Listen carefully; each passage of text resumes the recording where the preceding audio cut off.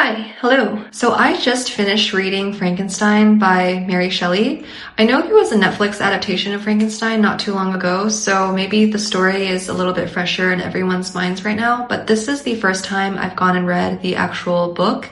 And to be honest, I'm not super interested in, popular adaptations of Frankenstein. So my thoughts going into this book about the story are kind of just a composite of different Halloween movies I watched as a kid, but I have quite a lot to say about this book, and I felt like it needed its own video, so here I am making one. I'm gonna give you the summary first, as always, and yes, this part will have spoilers once again, but I want to point out, the key themes that I found personally very interesting as I was reading. I'll give you my opinion on some of the prominent discourse around this book, and finally I'll close with my overall opinion, sort of removed from any intellectual rumination, just my gut reaction to the writing, if you will. I definitely came into this book with several inaccurate presumptions, and so I hope it can maybe dispel some of these popular myths around Frankenstein if you haven't read it, and maybe this video will also make the book a little more approachable, a little more digestible,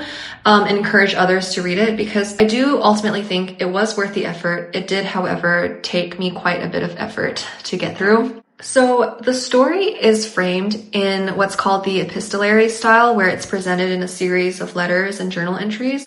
It opens with letters that are sent from this Arctic explorer named Robert Walton to his sister Margaret in London. He writes about his own ambitions for unlocking the secrets of the North Pole on this dangerous quest deep into the unknown, and he shares his hopes for advancing human knowledge through this feat of exploration. He waxes quite poetic about the importance of this undertaking, but he also complains to his sister about his loneliness and his inability to find a friend whose degree of cultivation and quality of mind and class background is sufficiently akin to his own, because he admires the honesty and courage of his sailors, but he still finds them somehow not quite suitable for true companionship. So one day his ship gets stranded in this field of big broken ice chunks, and while he and his men are waiting for conditions to clear, he sees way off in the distance this very eerie outline of this large humanoid creature on a dog-drawn sledge. And he later comes across this very haggard, very worn down man who is clinging to a broken raft and seems to have been pursuing the thing that he saw earlier. So Walton and his crew rescue this man. They bring him aboard. He is immediately taken by the man's noble demeanor and his, quiet, understated charisma.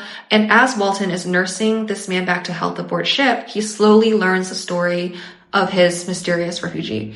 And turns out this man is Victor Frankenstein, who is a Swiss-born natural scientist who once in his youth developed this great love for alchemy and for the ancient scholars who reportedly used alchemy to, unlock the mysteries of life and death. He's this very curious, very imaginative young man.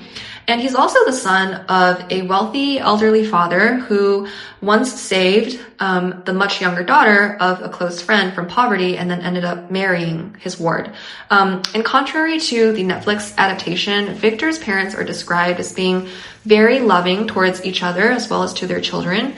And his parents have 3 sons of their own, but later they eventually adopt a girl named Elizabeth Lavenza, who supposedly is an orphan whose parents were Milanese nobility that died fighting in the Lombardy Revolution or something. I'm not totally sure. There was a very confusing footnote in my edition that said this detail might be an anachronism introduced by Shelley in a later edition, because the Italian conflict described here actually hadn't even happened in 1818 when this book was first published. So I don't know what the provenance of Elizabeth is. She just happens to be picked up by Victor's parents out of goodwill. And while nursing the adopted Elizabeth through this childhood bout of scarlet fever, Victor's mother falls ill herself and she eventually dies. But this does not essentially alter the general harmony of their close-knit family. And although Victor does comment on this tragedy that's happened to them, his childhood is overall characterized by peace and love and benevolent encouragement from his father to go and make something of himself. So he gets sent to university in Ingolstadt, which is in Germany, And he comments on how this is a great privilege that was not initially given to his dear friend Henry Clerval, because Henry's father thinks a liberal arts education is not super practical or necessary. And, funny enough, by the time that Victor actually gets to Ingolstadt, he's already outgrown his obsession with alchemy, and he's actually kind of embarrassed about this boyish fantasy of mastering these totally debunked pseudosciences. And so initially, Victor is quite reluctant to become a natural scientist. He kind of looks down on this entire field as being somehow filled with, unfulfilled promise. However, when Victor meets a very charismatic chemistry lecturer while he's in Ingolstadt, I don't remember this guy's name, it's not totally important. He becomes completely electrified, no pun intended. And actually, I don't think electricity is ever mentioned in this book. I won't swear on oath that galvanism is never brought up, but I will say in good faith that there is extremely little evidence that electricity was actually being used by Victor in his later experiments. So I'm not sure where, that popular interpretation came from. But he is basically really, really shaken up by the discovery that, through this completely unromantic process of empirical observation and hypothesis testing, modern scientists have actually unlocked these incredible secrets that must have seemed just like magic to the ancient alchemists who, for all of their self-aggrandizing rhetoric, just could not achieve. And I am spending quite a lot of time on this part of the book. I haven't even gotten to the meat of the story yet, but to me, this part felt so resonant and important. And I just want to take a minute to explain why. Because I think, Shelley's portrayal of a young man who is given the benefit of all the material privileges available to a man of his time, nurtured by a loving family to have every confidence in his own abilities and to also develop this deep curiosity for the world around him, is so entirely compelling, and it's so important to the tragic understanding of everything that happens later, because Victor is not an egomaniacal psychopath born with this innate God complex as, Halloween B movies consistently paint him. He is a well-adjusted young man with a healthy respect for his mentors and an intellectual flexibility that readily adapts to new perspectives. He's a great guy, he's sociable, he's beloved by his family, he's very well-meaning, and this all-consuming ambition that later destroys his life is not a defect that isolates him from love and friendship. It's built incrementally by these small, tantalizing breakthroughs and these moments of inspiration. And I think this setup is so well done because, I think anyone in STEM who has ever conducted or taken an interest in research can immediately resonate with this passion for chipping away at a big, profound scientific question, little by little, through incremental progress. And we feel this wonderful fervor for discovery and invention, that's always tinged with altruism, because I do believe that every inventor is always convinced that his or her idea will be used for the greater good. Think of all the things humans have made in the name of bettering our lives.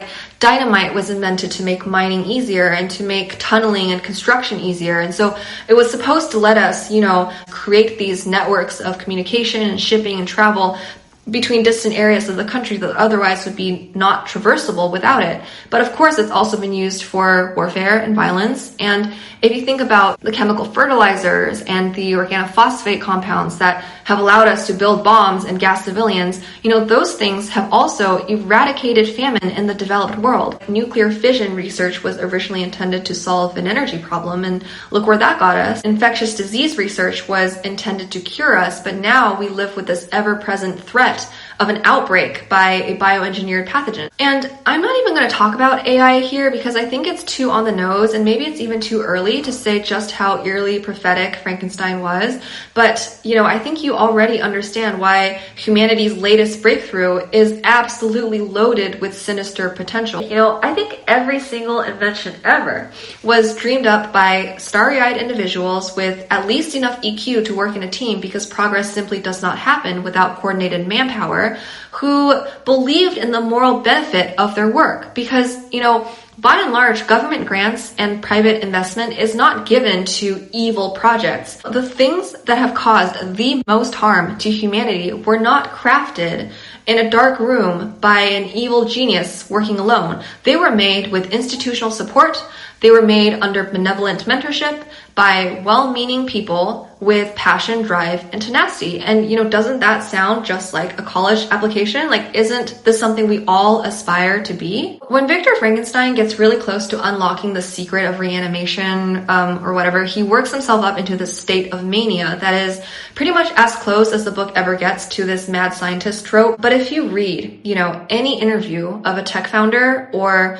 those robotics teams that were working on self-driving vehicles, you will quickly realize that mania is not inherently sinister. It is literally all around us. It's touted as flow state or deep work, and it's a hallmark of high-achieving, high-functioning individuals. You need to work overtime to achieve results. You need to pull the all-nighters in lab to earn the breakthrough. This is something we tell ourselves all the time.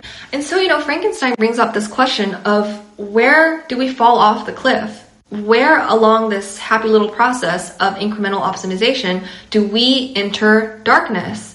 When does studying viral genomes to build better vaccines turn into the power to build better viruses? When does this quest to help our friends turn into this imperative to destroy our enemies? I think the setup of Frankenstein's early life, in spite of some of the gripes I have towards the way it's written, that's kind of off-putting, I think it is such a stroke of genius by Shelley. I have no idea if Shelley actually intended this to be as profound as it seemed to me, which is, I'll explain more on that later, but that is kind of my general critique of this book, is I don't know how intentional any of this is.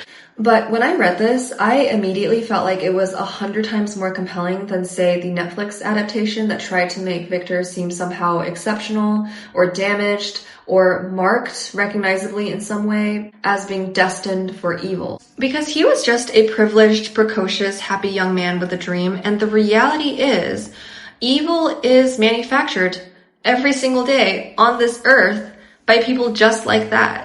So eventually Victor discovers the secret for either creating life or reanimating non-living material, and it's never explicitly stated what this process is. Even though Walton presses him on this point several times, he ultimately takes the secret with him to his grave. So I said there was no mention of electricity, and I think maybe there is evidence that Shelley herself was familiar with this phenomena of galvanism, which is where you stimulate muscular contraction through a electrical current. And there is a scene in the book where Victor watches a bolt of lightning strike and kill a tree, and it leaves him really shaken. But I think this scene is used more as like a literary device, maybe symbolically, than to suggest that he actually took inspiration from this as like a thing to try. And of course, when Victor successfully animates this creature, he is completely disgusted by its like hideous composite appearance and its evident sentience, and he immediately suffers a complete nervous breakdown.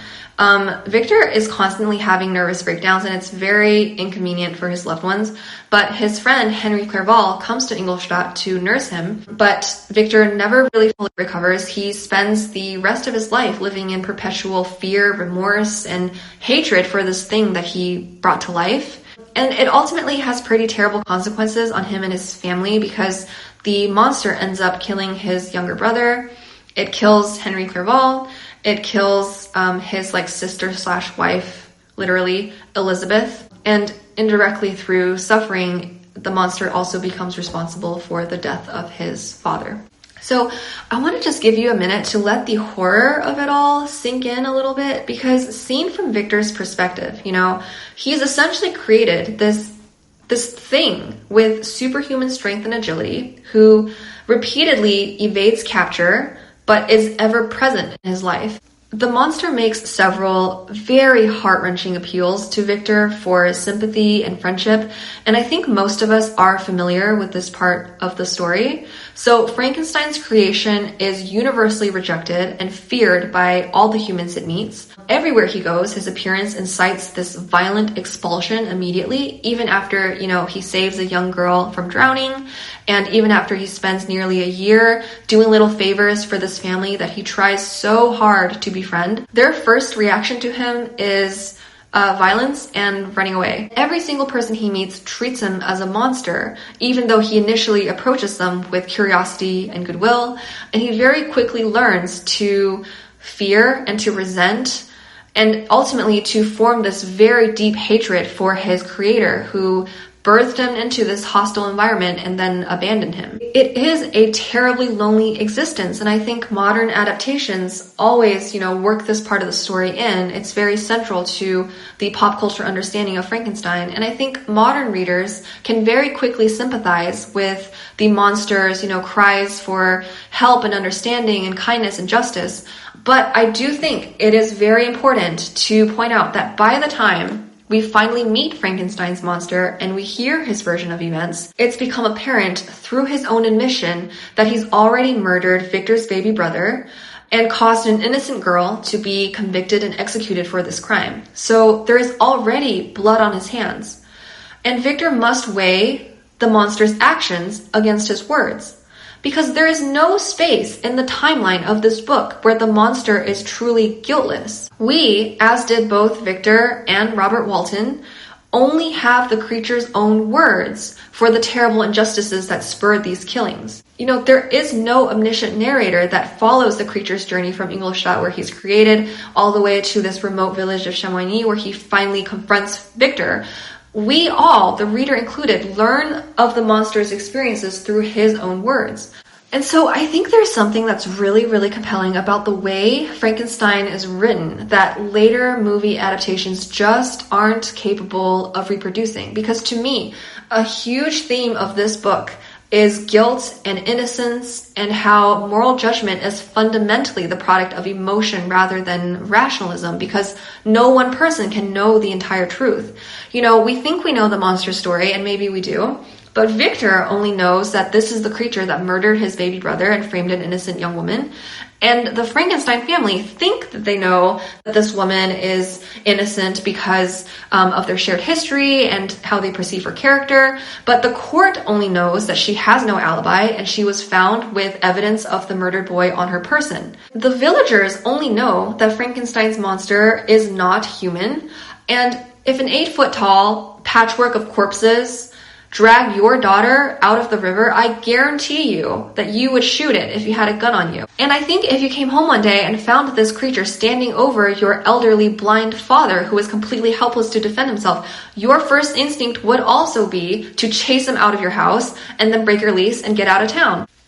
And at one point in the book, Victor himself is thrown into an Irish prison for like 3 months because he is suspected of murdering Henry Clerval. Funny enough, this part of the book is, completely easy for me to believe, whereas later, when he is also on the scene when Elizabeth dies on their wedding night, I found it to be a real stretch that, he's able to avoid suspicion. Because think about it, if you were investigating that case, who would immediately strike you as being the person with both means and motive? And ultimately, I think crime investigation is an exercise in following your hunches, because you immediately have an emotional reaction to the crime scene before you, and you pursue your leads in the order of plausibility as they appear to you.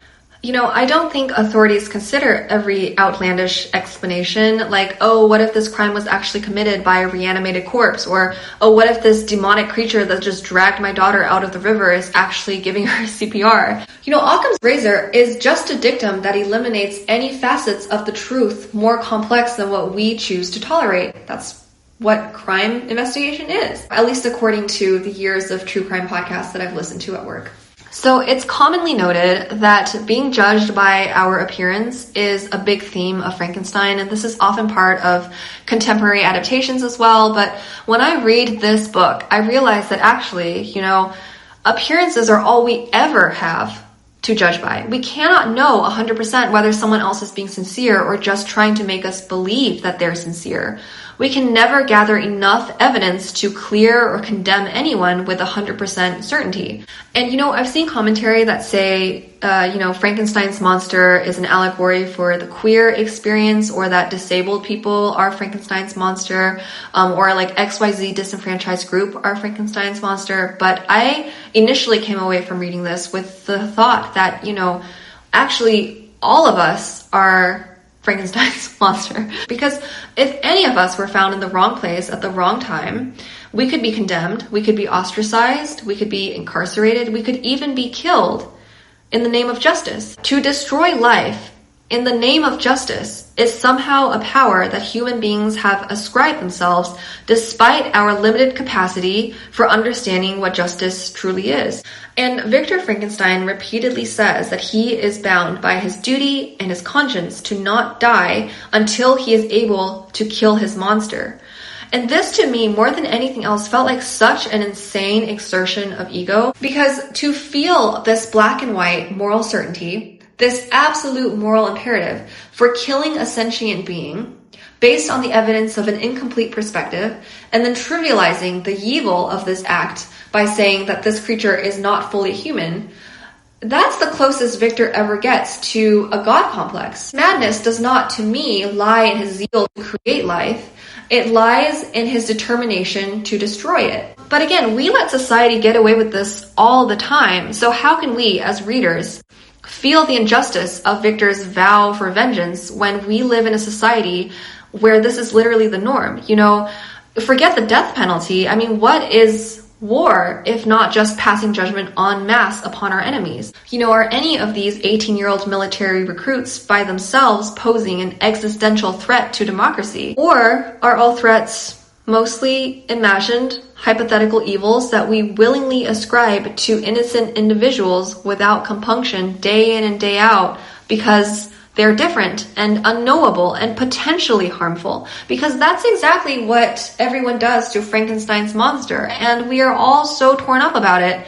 But, you know, this happens all the time. And it doesn't just happen to the gays or the minorities, it happens to everyone. It's literally the human condition. So to me, the big themes of Frankenstein are these existential dichotomies of good and evil. You know, is progress good when it's also so bad?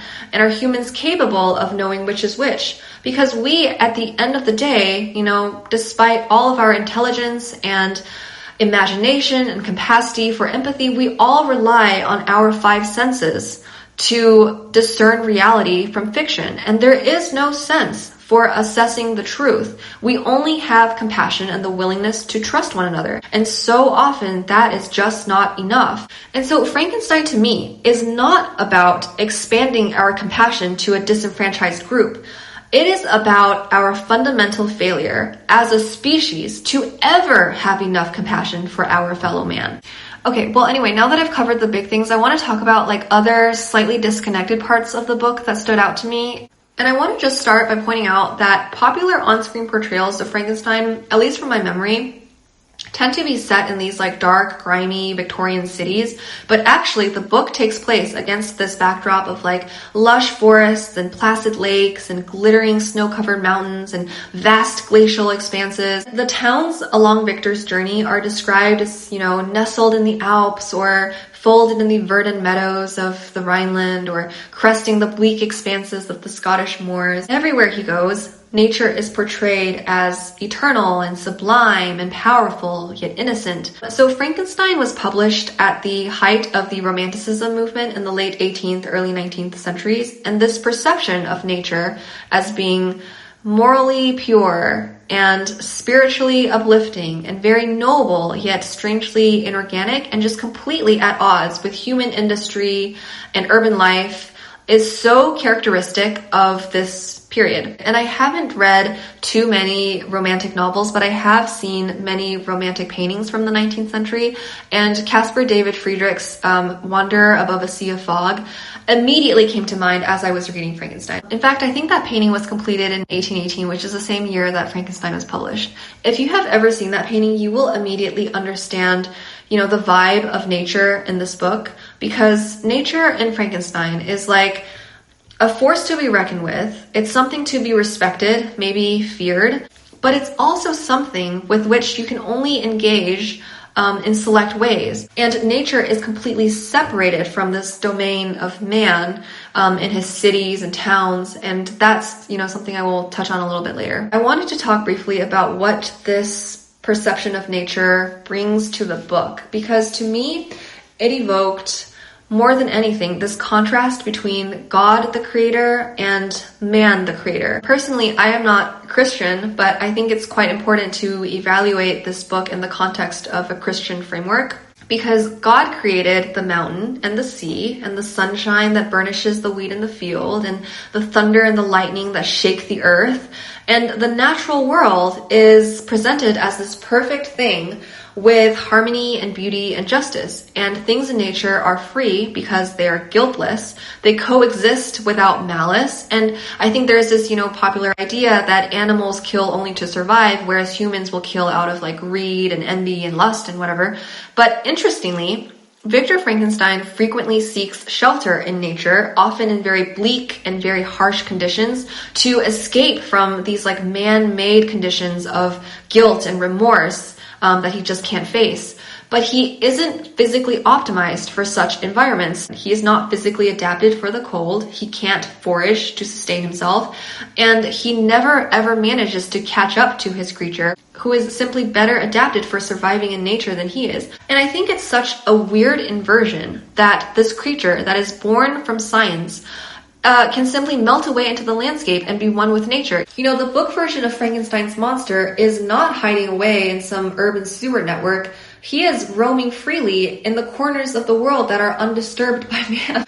And to me, I interpreted this as a little bit of a subversion of the, biblical Adam who is given stewardship and dominion over all living creatures. I think man in Shelley's Frankenstein is definitely like a post-Noah's Ark version that through his folly and his vice, has alienated himself completely from nature. It's like that passage in the Bible where God says to Noah that the fear and dread of you shall be in every beast, or something along those lines. Man in this book is not given the right to play with elemental life and to craft nature in the image of God the same way that God has created man in the image of himself. He can only make this twisted facsimile that is not quite human and not quite animal, trapped in this lonely purgatory, physically adapted for nature, yet spiritually contaminated by man's moral ambivalence and capacity for evil.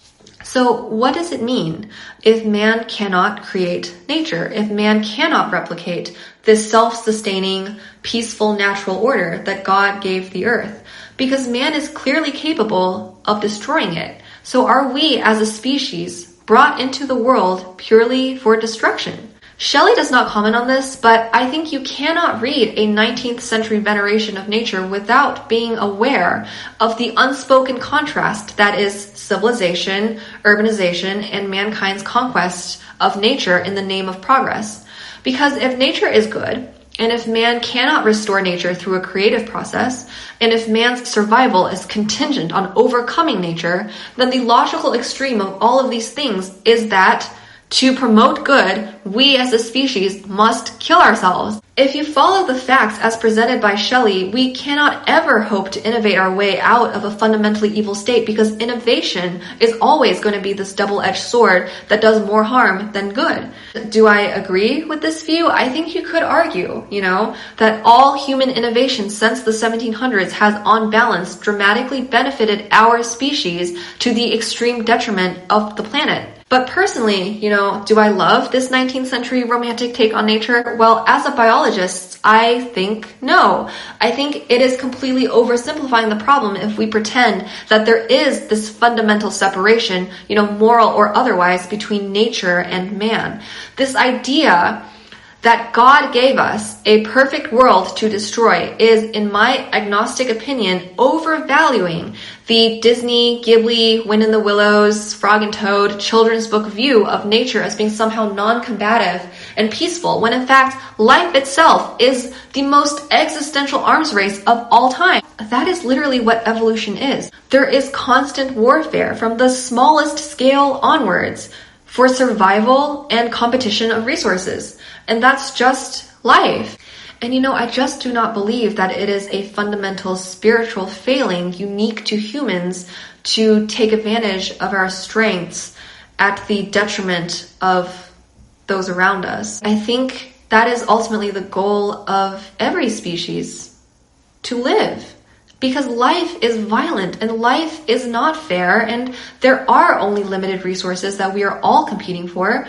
And so, I also think it's very naive to assume that if humans were not here, nothing else would ever arise to take our place as being like, the evil, all-powerful, innovative species. I think there is a constant, sharpening of the knife that nature is doing all the time. It's not stopping just because we are here. There is a constant honing of nature's arsenal to craft something that is most perfectly adapted for its environment. And that, by definition, comes at the cost of everything else that has not been so perfectly adapted. So anyway, I think that this take also undervalues man's deep, unshakable urge to do the right thing. Like, evil makes us human, sure, but compassion is also uniquely human. No other species ties themselves into knots contemplating the impact of their actions the way that we do. And I'm sure everyone has heard this line that, with great power comes great responsibility, but guess who invented responsibility?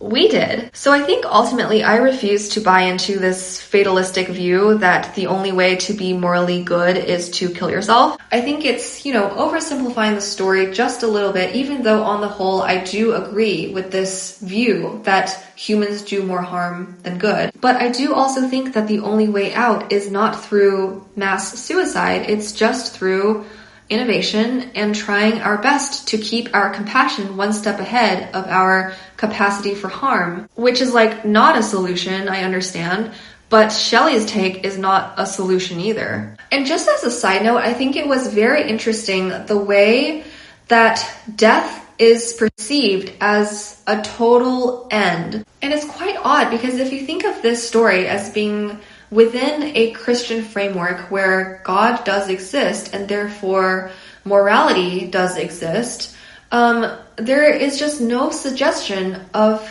an afterlife. There's no suggestion of the eternal soul. Suicide is never really discussed as a sin in the Christian view. Victor and his monster alike will often say that they want to die and death will be the end and death will be the ultimate cleansing, which I thought was quite interesting because that to me seems quite at odds with the Christian view.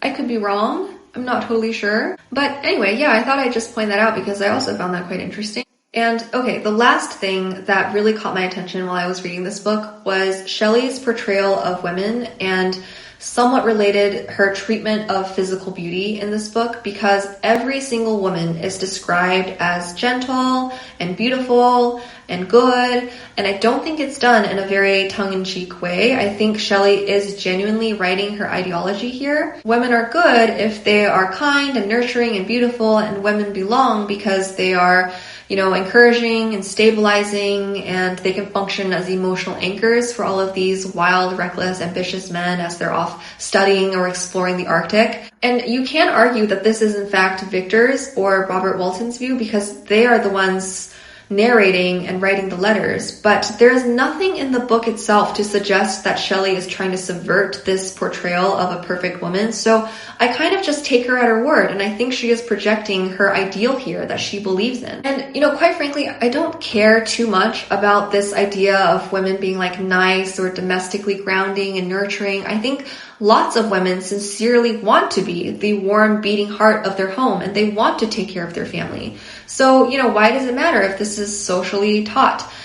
We don't get to choose the societies that we grew up in, and I think your values are just your values, no matter if you got them from your parents or your peers or your liberal professors or pop culture or literature or wherever, And I think personally we all just have a radius where we can easily sympathize with beliefs that fall within that radius, and we find beliefs outside of that radius a little bit off-putting and we're a little bit averse. But the point of being alive is that this radius can contract or expand based on your lived experience. For me, the idea of a woman being nurturing falls well within my radius. And while I think it's, slightly annoying and one-dimensional that every single female character is written this way, I don't personally take issue with it from a moral standpoint.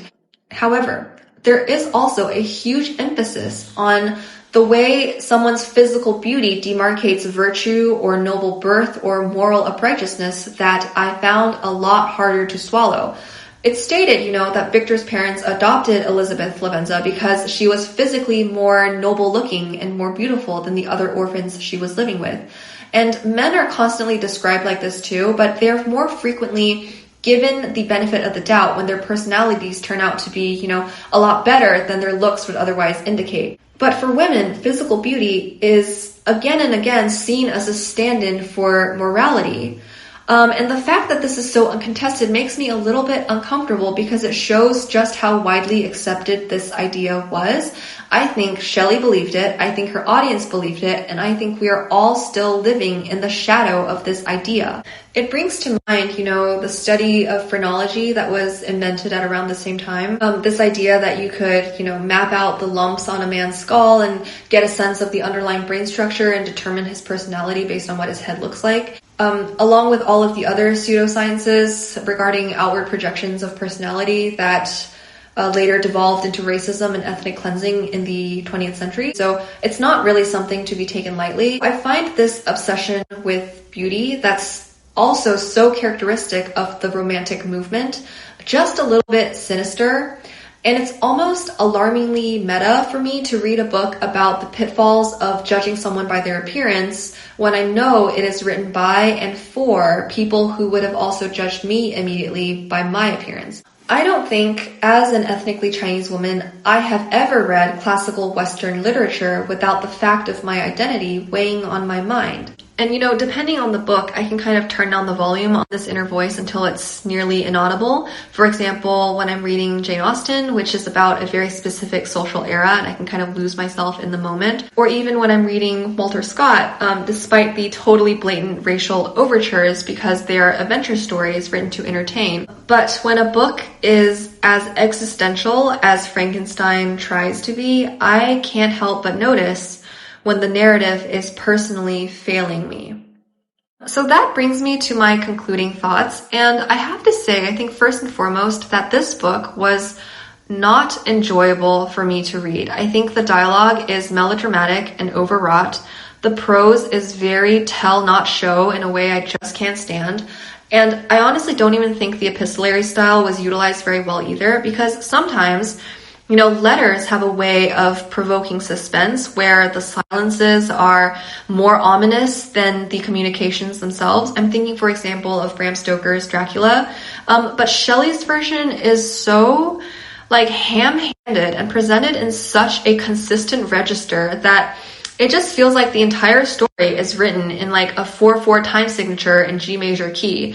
There are very few literary risks taken despite the, profound nature of the story that unfolds. And, I found the plot super loose. The characters are very one-dimensional. And the writing sometimes just feels like this, lovingly crafted Swiss-German travelogue with, the most perfunctory potboiler, scotch taped to the margins. So honestly, if this book were not so short, and if I wasn't reading it right before bed when I was already at my most spiritually receptive and emotionally forgiving, I might have DNF'd this. And I don't think this is because the book is old either. I know sometimes with clunky, archaic English, it can be very off-putting for readers and just kind of be a slog to get through. I definitely feel this way about, Dickens or even Austen sometimes. But, I read Ivanhoe, which is published 2 years after Frankenstein, and I read Mansfield Park, which was published 4 years earlier, and I didn't have a problem with those. I think I found the prose to be very, alive and dexterous and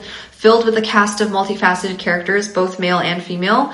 And so I don't think Frankenstein is just a product of its era. I genuinely think it's not written very well. I was telling Eric that my gut reaction as I was reading this and right after I finished was that Mary Shelley accidentally wrote a masterpiece when she set out to write Gothic genre fluff. It feels like, a bunch of kids were telling spooky stories around a campfire, and then one kid just happens to outline the fall of man and the expulsion from the Garden of Eden, there was a snake and an apple, and it's just this incredibly profound story, but delivered in such a way that it doesn't feel like it was supposed to be. Anyway, I think by now it's very self-evident that I came away from this book with a lot to think about and a lot to say. And I think there's always a place for literature that provokes this much conversation, even if I personally find it off-putting and not enjoyable. And I definitely don't want to spend all of my free time reading stuff like this, but I find I very rarely regret it when I do. So I do hope you enjoyed this video, and I hope my own opinions don't deter you from reading Frankenstein for yourself, because, I mean, clearly it has stayed so relevant, and it's, hugely influential in science fiction and modern storytelling, and so there's definitely value to reading this book, and I do hope you get the chance to at least, peruse it for yourself and see if you like it. And yeah, I guess I'll leave you with that.